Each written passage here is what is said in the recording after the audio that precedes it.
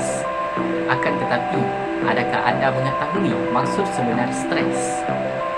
Nama saya Aidil Izzuan bin Muhammad Abdul Kiram, DHC 0622-383, membawa anda menelusuri lebih dalam tentang penyebab utama kenapa wanita lebih mudah mengalami stres.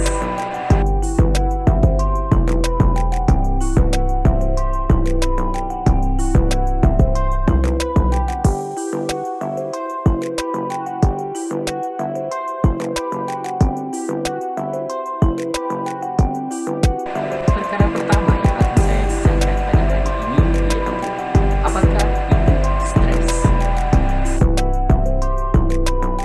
Stres merupakan perasaan ketegangan emosi di mana ianya boleh datang dari sebarang peristiwa maupun pemikiran yang membuat anda berasa kecewa, marah atau gemetar. Stres merupakan tindak balas badan anda terhadap cabaran ataupun permintaan. Pendek kata, stres boleh jadi positif maupun negatif. Salah satu contoh stres boleh menjadi positif iaitu ia dapat membantu anda mengelakkan diri daripada bahaya ataupun jika anda menemui jalan mati. Tetapi ianya juga boleh menjadi negatif apabila stres tersebut terlalu lama sehingga ianya boleh membahayakan kesihatan anda.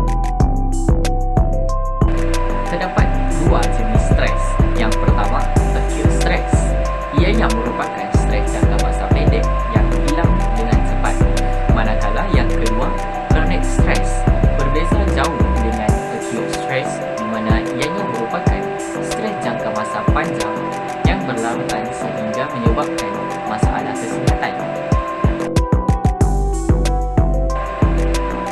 Apabila anda mengalami chronic stress, badan anda akan sentiasa berjaga-jaga meskipun ianya tidak membahayakan. Tetapi jika dibiarkan lebih lama, ia dapat menggugat kesihatan anda yang boleh menyebabkan penyakit seperti diabetes, serangan jantung, tekanan darah tinggi dan sebagainya. Hello everyone, my name is Muhammad Luqman Hakim bin Abdan, and today I will present about what kind of stress that women usually have. I have 3 points. The first point is the physically pressure of the woman who already has a family. It is because a woman who has a family needs the responsibility of teaching the children and managing household.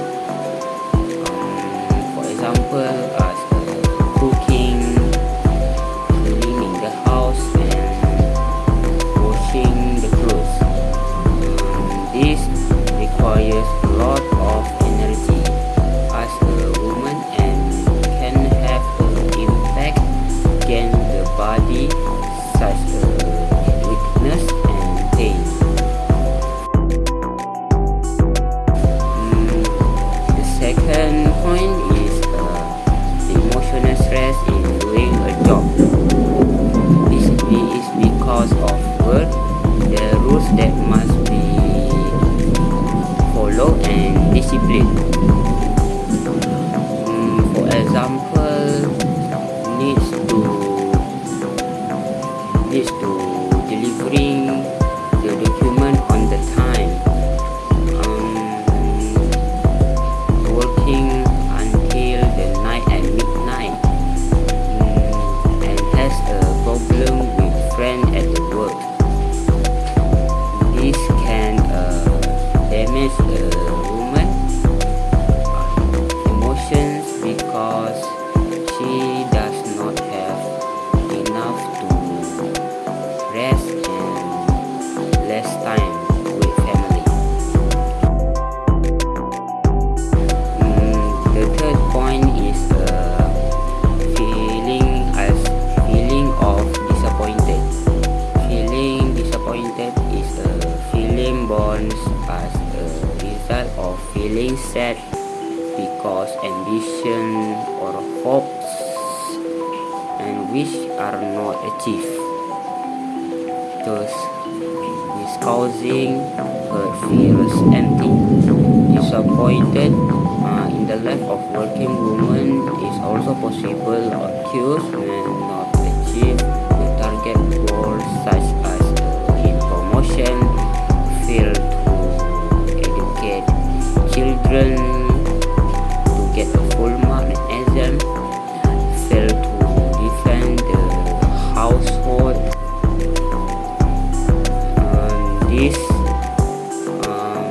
This can cause depression and damage the brain and mentality. Hai, Assalamualaikum. Nama saya Rahimah binti Rahman. Nomor ID DHC 0622161. Hari ini saya akan membincangkan tentang bagaimana wanita mendapatkan stres yang dibincangkan oleh video sebelum ini. Tangan yang menghayun buayan itu mampu menggoncang dunia. Pepatah di atas menggambarkan potensi serta peranan besar yang dimikul oleh wanita. Seperti yang kita semua tahu, wanita memikul tanggung jawab sebagai seorang ibu, isteri, penjaga ahli keluarga lain dan juga pengurus rumah tangga serta sebagai warga kerja negara. Di Malaysia, tenaga kerja wanita yang berdaftar meningkat pada setiap tahunnya. Seperti contoh, 37% pada tahun 1970 dan 44.5% pada tahun 2000. Kesihatan mental yang baik sangat penting kepada wanita kerana ia boleh memberi kesan ke atas diri mereka dan orang di bawah jagaan mereka. Kerana apabila wanita mengalami masalah kesihatan mental, kemampuan menjalankan tanggungjawab seharian mereka boleh terjejas. Ia boleh menjejaskan kesejahteraan dan kesihatan ahli keluarga yang lain. Sebagai contoh, apabila seseorang wanita dilanda kemurungan, pikiran negatif dari kemurungan boleh menyebabkan mereka membuat keputusan yang kurang baik dalam pilihan pemakanan atau cara penjagaan anak-anak. Seterusnya, masalah kesihatan mental yang melanda wanita dan juga lelaki ialah pada kadar yang lebih kurang sama. Walaupun begitu, terdapat masalah-masalah yang tertentu hanya melanda wanita ataupun melanda wanita lebih daripada lelaki. Wanita terdedah kepada lebih banyak faktor masalah kesihatan seperti biologi, psikososial dan juga budaya yang menyumbang kepada masalah kesihatan mental. Ini termasuklah diskriminasi terhadap wanita, penderaan seksual dan juga keganasan dalam rumah tangga. Seterusnya, tanggungjawab yang semakin bertambah tanpa penambahan sistem sokongan yang sewajarnya boleh menimbulkan kesukaran untuk menjayakan segala tanggungjawab mereka. Di samping itu, gejala kecelaruan mental adalah berbeza di antara wanita dan juga lelaki. Kecelaruan mental yang lebih melanda kaum wanita berbanding kaum lelaki ialah seperti kemurungan. Wanita dilanda kemurungan dengan kadar 2 kali ganda lebih daripada lelaki. Seperti 1 daripada 4 wanita memerlukan rawatan untuk kemurungan berbanding 1 dalam 10 untuk lelaki. Ini mungkin kerana perbezaan daripada yang pertama ialah sosiologi. Lelaki lebih menerima tekanan untuk tidak menunjukkan perasaan dan wanita lebih dilanda masalah, rendah diri dan mudah hilang kawalan. Yang kedua ialah sosial, kurang sokongan untuk kaum wanita. Yang ketiga ialah biologi, perubahan hormon yang mendapatkan risiko kemurungan untuk kaum wanita.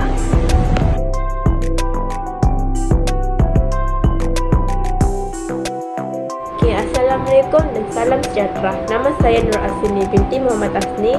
Nombor ID saya 06223822. Saya dari batch 27A. Okey, hari ini saya akan cakap bagaimana perempuan dapat menangani dia punya stres. Okey, yang pertama, perempuan akan bermain dengan haiwan peliharaan dia seperti kucing. Kenapa? Kucing ni kan dijadikan sebagai haiwan terapi sebab kucing ni dapat memenuhi kebutuhan dasar manusia untuk mencurahkan kasih sayang seperti membelai, memeluk atau bermain dengan kucing ni kan dapat meningkatkan kadar serotonin dan dopamin pada otak. Kedua zat ini berguna untuk menenangkan fikiran dan otot sehingga perempuan menjadi lebih rileks. Okey, yang kedua, perempuan akan menari sambil bernyanyi. yang sangat berat, perempuan akan istirahat dia punya mental dan fizikal dengan menari sambil mendengar muzik. Sebab apa? Sebab menggerakkan tubuh sambil bernyanyi mengikut irama merupakan salah satu cara sederhana untuk perempuan menghilangkan dia punya stres, dan dia punya hati juga akan menjadi lebih senang dan masalahnya akan teralihkan. Okey, yang ketiga, pijat refleksi. Nah, pijat refleksi ni pula kan stres tekan akan membuat tubuh kita punya otot tubuh perempuan tu kan dia akan menjadi nyeri ataupun pegal. Caranya jadi dia menghilangkan dia punya stres tu, dia boleh membuat pijat refleksi seperti Thai massage. Nah, pijatan ni kan, Thai massage ni kan, dia dapat menenangkan otot tubuh badan yang menegang. Jika dilengkapi dengan aromaterapi, bukan hanya sahaja nyeri tubuh yang akan membaik, pikiran perempuan pun akan menjadi lebih tenang. Okey, yang terakhir ni, perempuan akan bercakap dengan seseorang yang dia percaya. Ada kalanya perempuan ni kan, dia memerlukan seseorang untuk mendengar apa yang dia hadapi.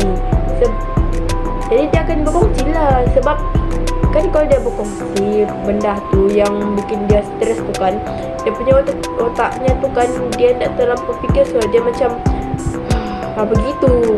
Itu saja. Okey, sekian, terima kasih. Hai, Assalamualaikum. Saya Hadi Nasri bin Syawal Isam dari Healthcare Management Batch 27C. Saya punya ID student DHC 06222271.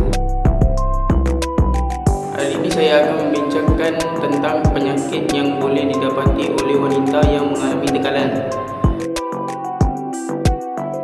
Dia punya definisi pula, tekanan juga boleh melemahkan fungsi imun warga perempuan yang boleh membuatkan anda lebih mudah terdedah kepada penyakit-penyakit. Jelas kata Uchino. Simptomnya adalah dari segi fizikal, sakit kepala, kesukaran tidur, keletihan,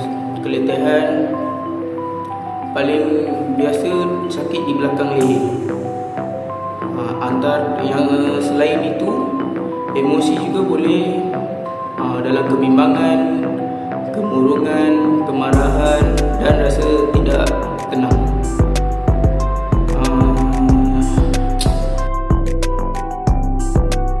Antara sakitnya pula adalah sakit kepala dan migrain. Sakit kepala, ketegangan adalah lebih biasa pada wanita berbanding lelaki. Demam dan sesama.